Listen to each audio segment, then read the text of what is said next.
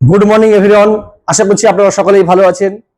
কিছুদিন থেকে আমার কাছে প্রচুর পরিমাণে ফোন আসছে সারা পশ্চিমবঙ্গ থেকে যে উকিল বাবু, আমরা যারা ডিলিটেড ভোটার, আমাদেরকে নাকি এবার পুলিশ আসবে, পুলিশ এসে ধরে নিয়ে যাবে, জেলে ভরবে, না হলে ডিটেনশন ক্যাম্পে আমাদেরকে বন্দি করে রাখবে।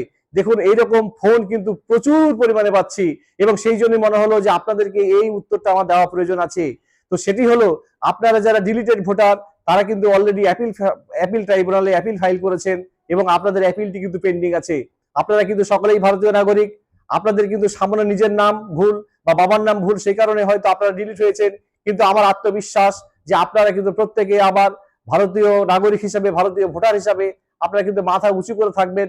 সুতরাং আপনারা যারা এই কথাটা শুনেছেন যে ডিলিটেড ভোটারদেরকে পুলিশ আসবে, তাদেরকে জেলে বন্দি করবে বা তাদেরকে বিভিন্ন ডিটেনশন ক্যাম্পে নিয়ে যাবে, এই কথাগুলি কিন্তু সম্পূর্ণরূপে ভ্রান্ত কথা, মিথ্যে কথা, ভুল কথা। এবং এই কথাগুলো আপনাদেরকে যারা শুনাচ্ছে বা যারা রটনা করছে এলাকায়, তাদের বিরুদ্ধেও কিন্তু শাস্তির যোগ্য অপরাধে কিন্তু মামলা হতে পারে বা এফআইআর হতে পারে, এমনকি সেই সমস্ত ব্যক্তিরা কিন্তু জেল খাটতে পারে এই কথাগুলো বলার জন্য।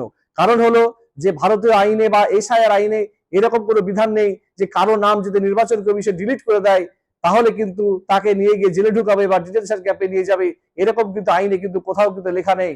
সুতরাং আপনারা যারা অসুস্থ হয়ে পড়েছেন, যারা রাত্রে ঘুমাচ্ছেন না, যারা মানসিক যন্ত্রণা পাচ্ছেন, তাদেরকে একজন আইনজীবী হিসাবে, একজন উকিলবাবু হিসাবে আপনাদেরকে আমি এই আশ্বাস দিচ্ছি যে এইরকম ঘটনা আপনাদের সঙ্গে ঘটবে না।